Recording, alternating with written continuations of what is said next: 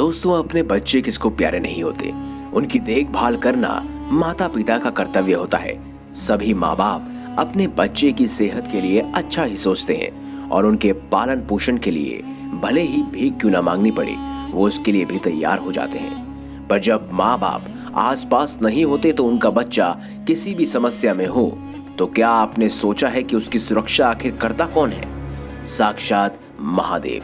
जी हाँ, यकीन नहीं होता तो आइए सुनते हैं 15 साल के राहुल की एक ऐसी सच्ची कहानी जो आपकी आंखों में आंसू अवश्य ले आएगी। इस घटना में हम आपको बताएंगे कि कैसे मध्य प्रदेश के रहने वाले राहुल के साथ कुछ ऐसा हुआ जिसने उसकी पूरी की पूरी जिंदगी बदल कर रख दी। दोस्तों, ये कहानी भोपाल एमपी के रहने वाले राहुल की है जो 9वीं कक्षा में पढ़ रहा था और साथ ही उसकी बहन भी उसी स्कूल में 7वीं कक्षा में थी। राहुल के घर में उसके माँ बाप और दादी थे। ये एक छोटा सा मामूली भारतीय परिवार था। सब सुखी थे, पर आने वाले कुछ दिनों में सब कुछ बदलने वाला था। राहुल के स्कूल में रतनबोरे नेशनल पार्क जो राजस्थान में स्थित है, वहां जाने की ट्रिप प्लान की जा रही थी। जल्द ही सभी अपने माँ बाप की आज्ञा से ट्रिप फाइनल कर 16 फरवरी 2018 की सुबह 6 बजे सभी बच्चों को सवार स्कूल की बस रतनबोरे के लिए रवाना हो गई। करीब 4 बजे शाम तक रतनबोरे पहुंच गई। वहां पे स्कूल वालों ने जंगल के पास बच्चों के लिए टेंट्स बुक किए हुए थे। सभी बच्चों को 5-5 के ग्रुप में टेंट्स में जगह दी गई थी। हाथ मुंह धो के सभी बच्चे रात के खाने के लिए तैयार हो गए। टीचर्स ने बताया कि अगले दिन खूब सारी एक्टिविटीज बच्चों के लिए प्लान की गई है, तो उनको जल्द से सो जाना चाहिए। टेंट में टॉयलेट तो था नहीं, तो टीचर्स ने बच्चों को पीछे जंगल में जाने के लिए कहा था। रात में राहुल और उसके सभी दोस्त खूब बात करते रहे, मस्ती करते रहे और हंसते रहे। थक हार के उन सभी की आंख कब लग गई किसी को भी पता नहीं चला।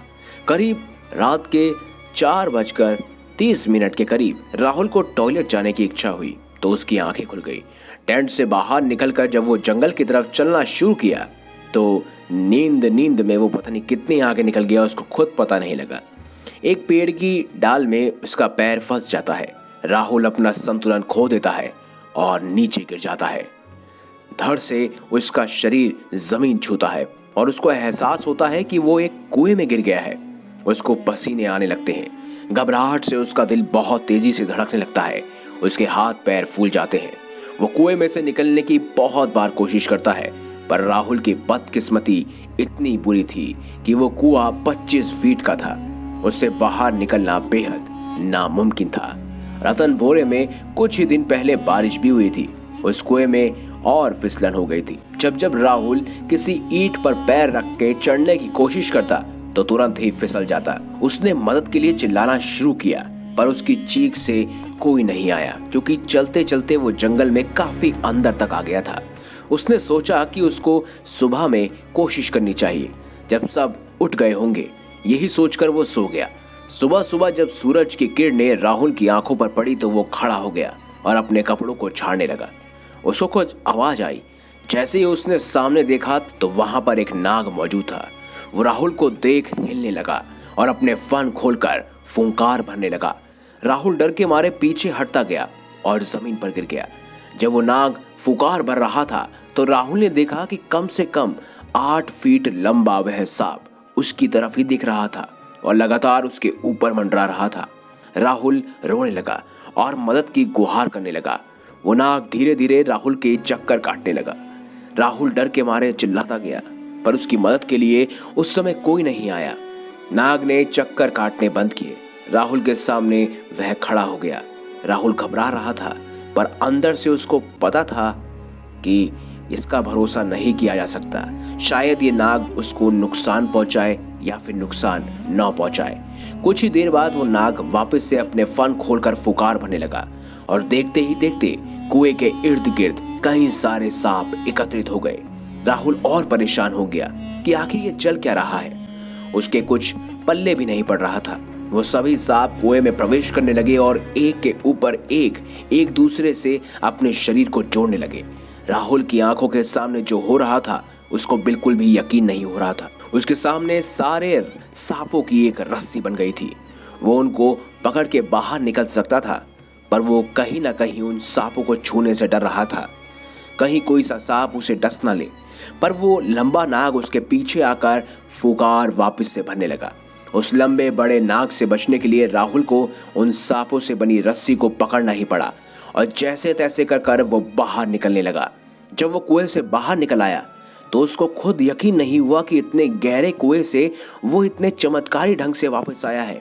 उसने कुएं की तरफ देखा तो उसमें मौजूद सभी सांप एक दूसरे से अलग होकर इधर उधर जाने लगे। उसने मुड़कर देखा तो वो लंबा सांप उसके सामने खड़ा था। राहुल उसको देखकर मुस्कुराया और जैसे ही उसको प्यार करने के लिए आगे बढ़ा तो उसने देखा कि वह एकदम से नाग नीला सा हो गया है। राहुल को उस नाग में महादेव की झलक दिखी और उसने अपने पलकें झपकाई तो वह नाग का रंग पहले जैसा हो गया। उसकी आंखों के सामने से हवा में वह नाग गायब हो गया। राहुल समझ गया कि ये कोई और नहीं बल्कि स्वयं वासुकी नाग थे, जिनको महादेव ने खुद राहुल की रक्षा के लिए भेजा था। उस दिन के बाद से राहुल के मन में जटाधारी भोलेनाथ के प्रति और प्रेम बढ़ गया और जिंदगी भर के लिए वह उनका भक्त बन गया। तो दोस्तों, हम और हमारे बच्चे सभी महादेव के बच्चे हैं और हम कभी भी किसी संकट में होंगे तो भोलेनाथ जरूर हमारी रक्षा के लिए आएंगे। बस बोलते जाइए ओम नमः शिवाय। कमेंट बॉक्स में हर हर महादेव भी अवश्य लिखिएगा। वीडियो अच्छी लगी हो तो लाइक करें, चैनल को सब्सक्राइब करें और ज्यादा से ज्यादा शेयर अवश्य करिएगा। मिलेंगे अगली बार एक नई खास वीडियो के साथ। तब तक के लिए बहुत बहुत धन्यवाद।